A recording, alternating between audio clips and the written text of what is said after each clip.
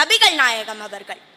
மனிதன் மரணம் எய்த பிறகு நிலையான தர்மம், பலன் நல்கும் கல்வி, அவனுக்காக பிரார்த்தனை புரிகின்ற நன்மக்கள் ஆகிய 3 விஷயங்களை தவிர மற்ற அனைத்துமே அவனை விட்டு முழுவதுமாக தொடர்பிழந்து விடுகிறது என்கின்றார் நபிகள் நாயகம் அவர்கள். இன்று இந்த உலகத்தில் தோன்றியிருக்கின்ற எல்லா சீர்திருத்தக்காரர்களுக்கும் மூலம் ஏறத்தாழ 1400 ஆண்டுகளுக்கு முன்பு அரபு அவனியில் அவதரித்த தீர்க்கதரிசி என்று வேறு எவரும் இல்லை என்று கவிக்குயில் சரோஜினி நாயுடு அவர்கள் கூறுகின்றார். மது விலக்காகட்டும், மாதர் மறுமணமாகட்டும், மாதர் சொத்துரிமையாகட்டும், இப்படி இன்னும் எத்தனை விஷயங்களை எல்லாம் முதலில் இந்த உலகத்தில் புகுத்தியது நபிகள் நாயகம் அவர்கள்தான் என்பதனை நம் யாராலும் மறுக்கவோ மறைக்கவோ படையலாத ஒரு உண்மையாகும். இன்று உலகில் முதல் சமூக சீர்திருத்தவாதி என்று எவரையோ கூறப்படுகின்றது. அதற்கெல்லாம் முற்றுப்புள்ளி வைக்கின்ற வகையில் இந்த உலகத்தில் முதலில் சமூக சீர்திருத்தங்களுக்கு வித்திட்டது நபிகள் நாயகம் அவர்கள்தான். அவர்தான் இந்த உலகில் முதல் சமதர்மவாதி என்று பிரெஞ்சு அறிஞர் ஒருவர் கூறுகின்றார்.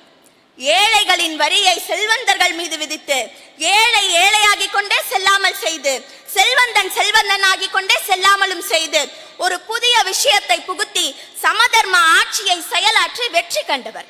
தன்னுடைய சிறு வயதிலேயே பெற்றோர்களை இழந்து அனாதையாகிய நபிகள் நாயகம் அவர்கள் ஓரிரை வணக்கத்தை நிறுவி சமத்துவமும் சகோதரத்துவமும் நிறைந்த ஒரு சமதர்ம ஆட்சியை நிலைநிறுத்த வேண்டும் என்பதற்காக அவர் பட்ட பாடு சிறிதல்ல. பாதையில் கிடக்கின்ற முட்களை அகற்றுவது மனிதனது ஒழுக்க கடன் மட்டுமல்ல, அதனை இறைவன் உவந்து அவனுடைய மறுமையில் சன்மானமாக அளிக்கின்றான் என்று நபிகள் நாயகம் அவர்கள் கூறுகின்றார். மனிதன் தன்னிடம் இருப்பதையெல்லாம் தன் பொருள் என்கின்றான். ஆனால் உண்மையில் அவன் உண்டு தீர்த்ததும் உடுத்தி கழித்ததும் மறுமைக்காக அல்லாவின் பாதையில் செல்வதற்காக சேகரித்து வைத்ததை தவிர மற்ற அனைத்துமே அவன் மற்றவர்களுக்காக சேகரித்து வைத்த பொருள் என்று கூறுகின்றார். ஒருமுறை பெருமானார் தன் சகாபாக்களுடன் பயணம் செல்லும் பொழுது வழி நடுவில் சமைத்து உண்டுவிட்டு செல்லலாம் என்று முடிவு செய்த பொழுது ஒவ்வொருவரும் ஒவ்வொரு வேலையை பிரித்துக் கொள்கின்றனர்.